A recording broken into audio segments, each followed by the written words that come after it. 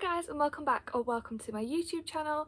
Today's video is going to be a wrap up of all the books that I read in March and April. No, it's not.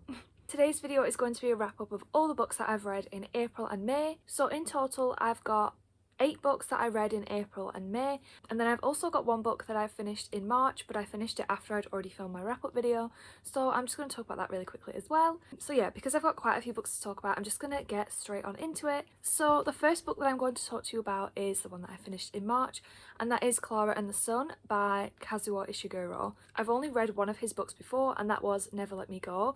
I really loved that book. I think I gave it a 4-star. So when I heard about this book about artificial intelligence, it's something that I'm really interested in. I thought I'd really like it, but I ended up only giving this book 3 out of 5 stars. This whole book is focused on Clara, who is an artificial friend, and she starts off the book in this shop where people come in and you can buy an artificial friend for your child. And Clara is a fairly old model, but she has really good observational abilities. Basically, she stands in the shop all day waiting for someone to come and buy her and take her home, and she just observes everyone around her. And eventually a chance comes up where this girl called Josie and her family might take her home. I feel like I was constantly waiting for this story to really hit me emotionally. This whole book is told from the perspective of Clara, who is AI, so I thought it would delve really far in depth into that and about how an AI would fit into a human society, how that would become normalised. But I feel like this book remained very surface level throughout. I didn't really understand her mechanics other than she has a very strong relationship to the sun. The sun almost represents a religious figure for Clara, and she often prays to the sun for things to happen. I feel like that was delved into quite a lot, but I wasn't really as interested in that as I was with Clara fitting in with Josie's family. And Josie's family in general, there was quite a lot of talk about being lifted and about how the education system worked with the human children, but I didn't really understand what lifted meant. It also talked about like the pollution machine, which Clara is really scared of throughout the book, but again I have no idea what that actually was. And yeah, it all just felt a bit strange. I would have really liked to see Josie and Rick's relationship a bit more. I guessed the reveal in this story a lot earlier than I would have liked, and I also didn't really like how it all wrapped up. It felt quite quick, and yeah, I just didn't love it. But I did really like the last chapter or the epilogue, I can't remember. But yeah, overall I just felt it was really vague, quite surface level, and I feel like I was just constantly waiting for something to happen, and it never did happen. But I will still read other books by Kazuo Ishiguro, just because I've heard so many good things and a lot of people are like obsessed with him. They will read everything he writes. If you've got any recommendations for someone who liked Never Let Me Go but didn't like Clara and the Sun, give me your recommendations down below and I will check them out. The first book that I read in April was Cross Her Heart by Sarah Pinborough. I'm sorry if the ring light reflects in these books, by the way, they've got like plastic covers on them. The reason why I wanted to read some more Sarah Pinborough books is because last year Behind Her Eyes was one of my favourite books. I think it was my favourite book. I absolutely loved that thriller. The twist was insane. The ending was insane. I was just blown away. And that book has pretty mixed reviews. I've seen a lot of 5 stars. I've seen a lot of 1 stars. Now with this, I'd seen a lot of pretty low ratings on Goodreads, but maybe I would be in the minority of people who really like this book, knowing that a lot of people also hate Behind Her Eyes. However, I ended up really not liking this book. I gave it a 2 out of 5. In this book we're following our main character Lisa. She has a daughter called Ava and a best friend Marilyn. Lisa obviously has a really dark past that we don't really get to find out about until later on, but it makes her quite overprotective over Ava, which causes their relationship to be a bit strained, and she finds it really hard to trust people. And just when it feels like she might be ready to let that go and move forward, something happens involving Ava which just completely blows up Lisa's life, and she has to then face her past. This book started off so good. I really liked the first third to a half of this book. I was really engaged. I really liked all 3 character perspectives, which is Lisa, Ava and Marilyn. There's a massive plot twist about halfway, a third of the way into the book, and I really loved that plot twist. It was so good, completely unexpected. I just really liked the direction that it was going in. However, the ending to this book is a total mess. It was so unbelievable and so just, it didn't make any sense. I know Behind Her Eyes is unbelievable, but this one was just straight up insane. And then when we get a 4th perspective towards the end, I just really didn't like reading from this character. I thought they were so like whiny and entitled. Their reasons for doing what they were doing just didn't seem good enough. They weren't strong enough. I just ugh. And I also think the ending spoiled what was so good about that first twist. Overall, really did not like this book, but I gave it a 2 out of 5 because of how much I liked the first third. But really the last bit of this book was like 1 star. No stars, if anything. But I will still read a few more books by Sarah Pinborough. I think I've got 13 minutes downstairs that I need to read, and then I really want to read her new book, which is called Insomnia. Because I feel like from what I've seen that sounds a little bit more like Behind Her Eyes. So yeah, I will still read some of her books, but I would definitely not recommend Cross Her Heart. The next book that I read was Her Body and Other Parties by Carmen Maria Machado. This book came on my radar because I think this author has also written In the Dream House, which is a memoir about a woman going through an abusive relationship with another woman, and I've heard so many good things about how that story was written that I saw this in the library and I thought I would give it a go. This is a collection of short stories. It's really hard to describe what genre they're in because there's some like horror, sci-fi, magical realism. There were some stories that I really loved and then some that didn't resonate with me as much. This book also felt like really smart, almost too smart, and after I'd finished a lot of the stories I had to look online to see like what actually happened, what did any of that mean. So there is that, but I think that this book will be better on rereading it, so I think I'm going to buy it if I find like a used copy or like a cheap copy, just so that I have it, because I did really like some of the stories. I think I would notice more things on rereading it a second time. I will just quickly talk about some of my favourite stories in this collection.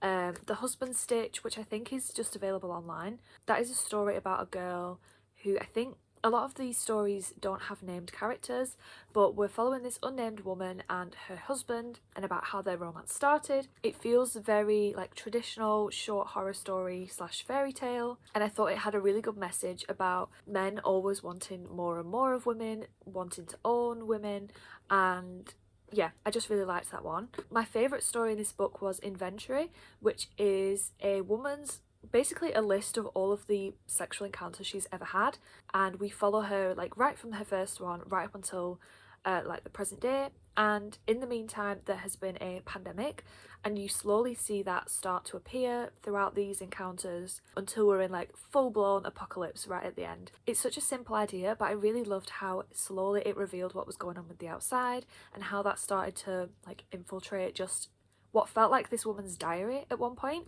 So yeah, that was probably my favourite one. Another one which I really liked was Difficult at Parties, which is the last one, and that is about a woman who has gone through some sort of sexual violence. It doesn't say anything about what happened, but we're following her and I think it's her partner, as she tries to move on and rediscover her sexuality and how that can impact on a woman's trust in the future and with their partner and all that sort of stuff. So that one was really good.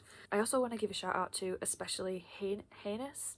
I don't know how you say that word. That is the longest story in this book. You know when you read online like the synopsis of an episode of TV, so on like IMDb or Wikipedia, it basically has 272 little episode snippets of Law and Order SVU, but sort of rewritten in a satirical way, which involves like a lot of fantasy elements, like doppelgangers, ghosts, that kind of thing. I just think it was written in such a unique way, really interesting idea. I did wish it went a little bit deeper, and I would have loved to read a full-on like prose story about this world that she created, but obviously the nature of an episode synopsis, you're never going to fully get into the story. There were a couple that I didn't really like as much.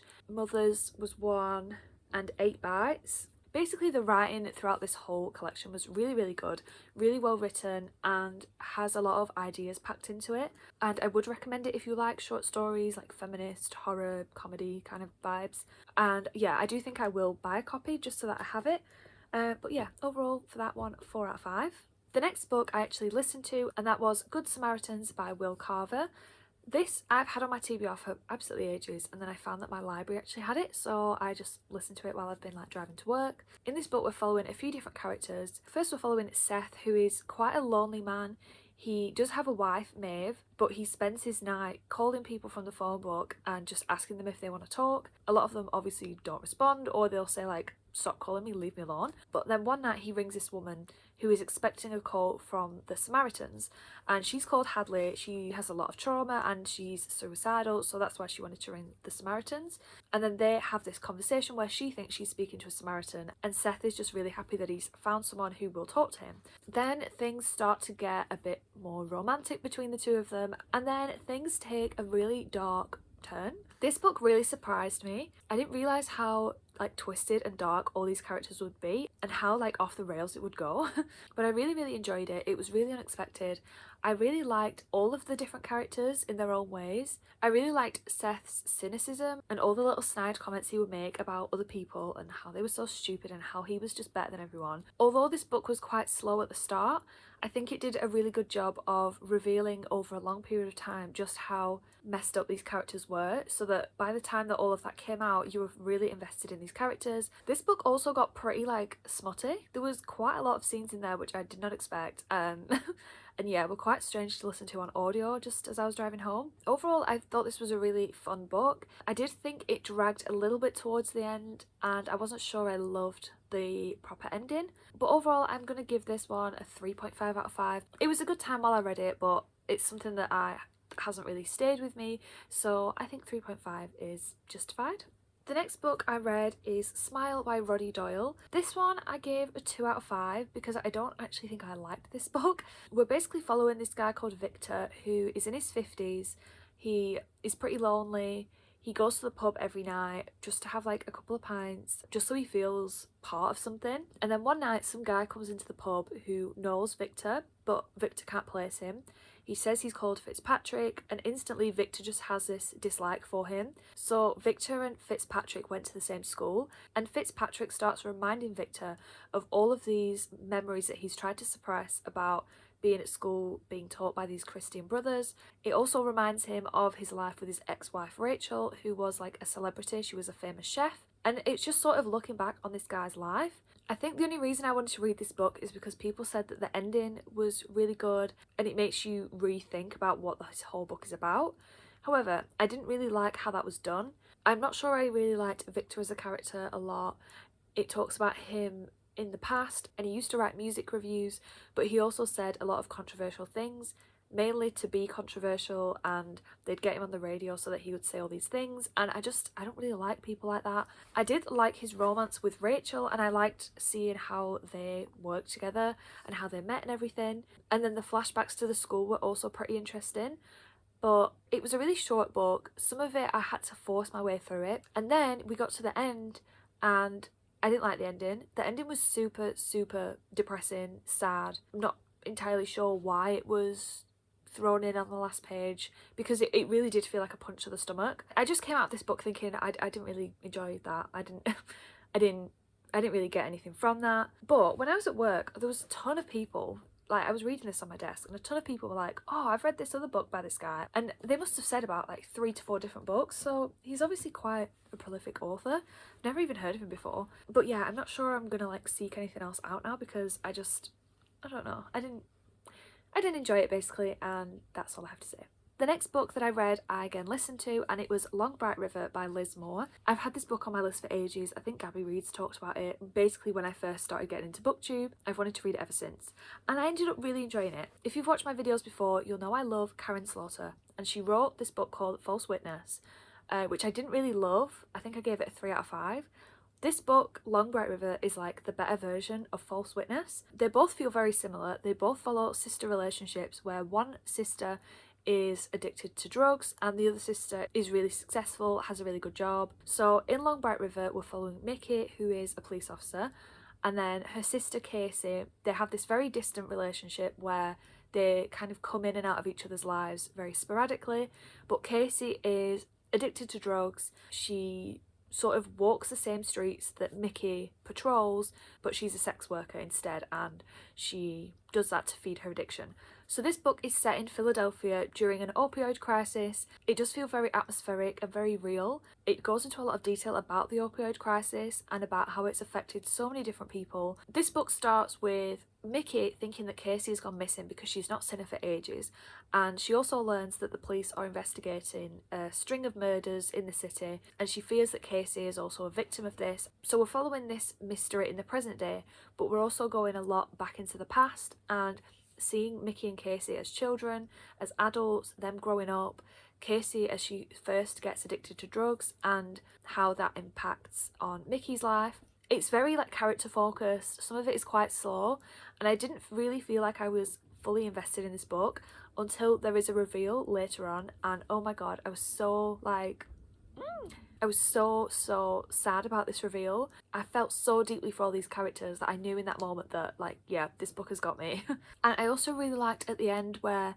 everything becomes really clear about the true nature of Mickey and Casey's relationship and what really happened. You really do see both sides and understand both sides. The mystery in this book was still really good and really compelling, but I did overall prefer the emotional drama more, which is unlike me. If you like character focused emotional stories that also have a mystery in there, then this is a really good one. I ended up giving it a 4 out of 5. It really handles all that emotion really well, and it did get me in the feels many times. The next book that I read is Hostage by Claire Mackintosh. I read this book like just before and whilst I was on holiday.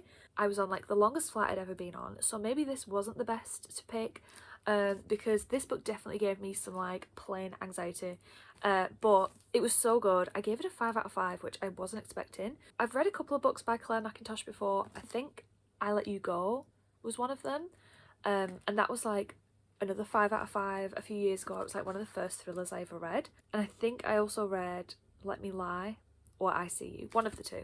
I Let You Go was so good, and this one was even better. This book, we're following this flight attendant called Mina, and she is kind of fed up with her home life because she's got this husband who she believes has cheated on her. They have an adopted daughter who's 5 who has a lot of emotional issues. She's got like, I think, detachment disorder or attachment disorder. So in a bid to just escape for a little bit, she swaps shifts with someone so that she's put on this flight, which is the first direct flight from London to Sydney for this airline company that she works for.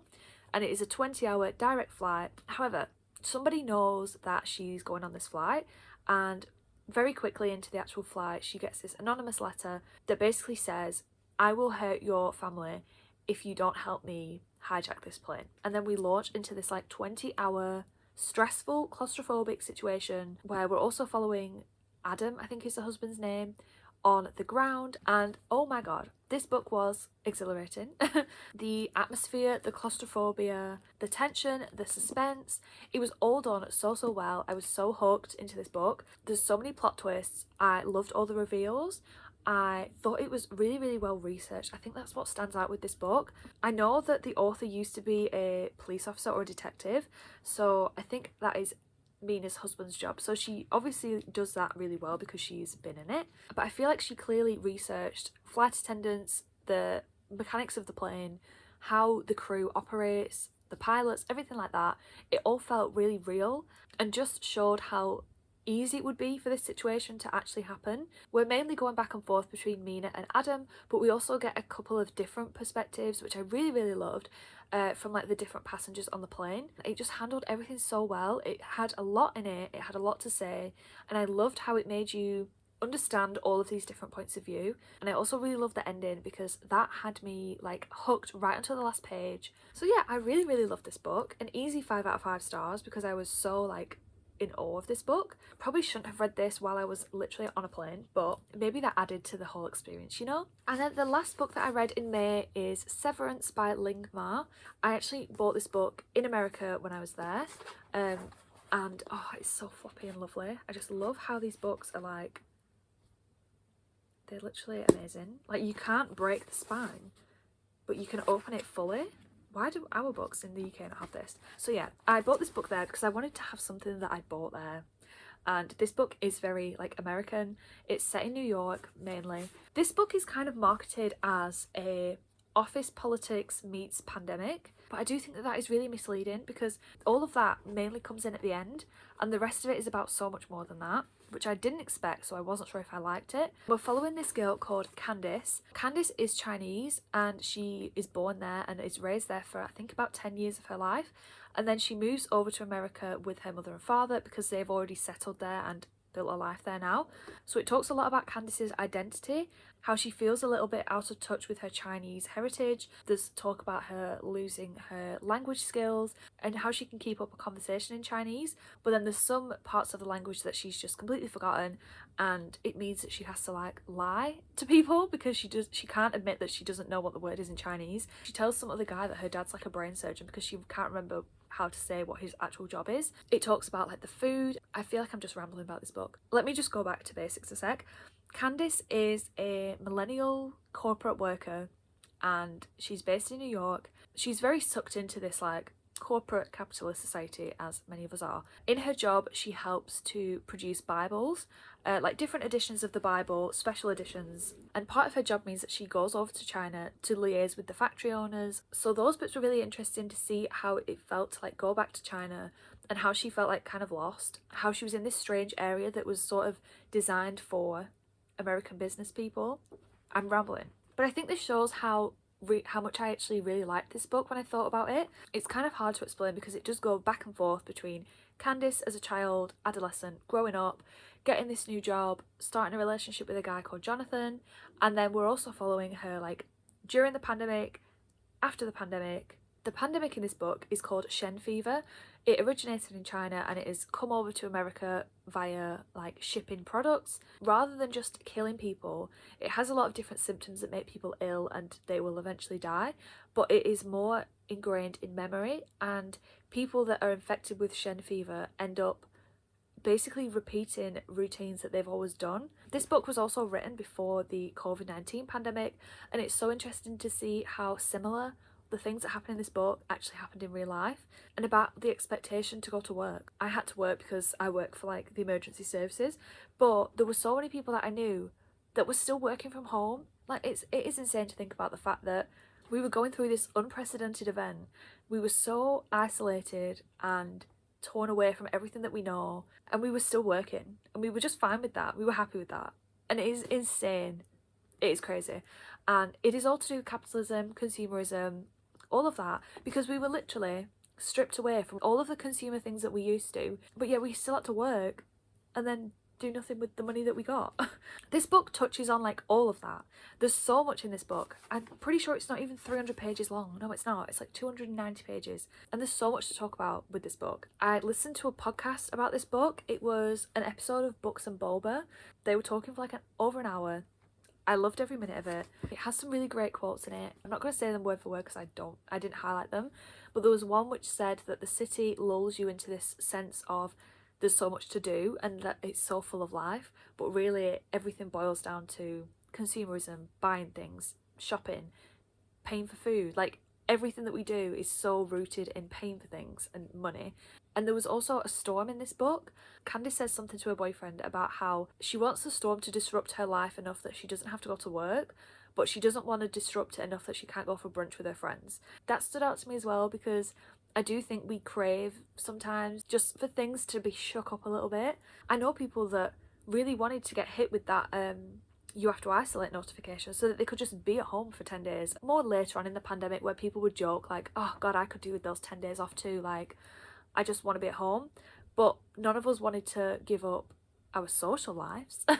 To say that this book was written before COVID is just insane at how accurately it depicted what a pandemic would be like in real time, like now, and it's just so clever. I think it would really resonate with a lot of people. Honestly, this book is insanely packed with things to say that it's only 300 pages. It's really interesting to read and hear about what other people think about this book. I gave it a 3 out of 5 because I didn't fully get it until I started reading other people's opinions, and then I was like, oh my god, yeah, that it really did that well.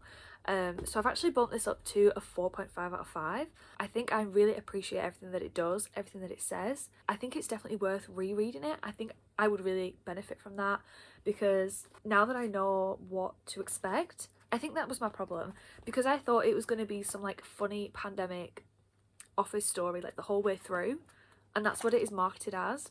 I felt like I was a little bit bored with some of it, but actually all of that was really interesting, and now I think about it, I just think this is a really, really good book. And it's also really pretty. I love the colour of it. I got it from a bookshop in Vegas. What was it called? The Writer's Block, I think. So yeah, I'll always have this to remember my trip by. That is all the books that I want to talk to you about today. I hope you found something that you want to read or something that you don't want to read anymore. Thank you for watching this video. Thanks for listening.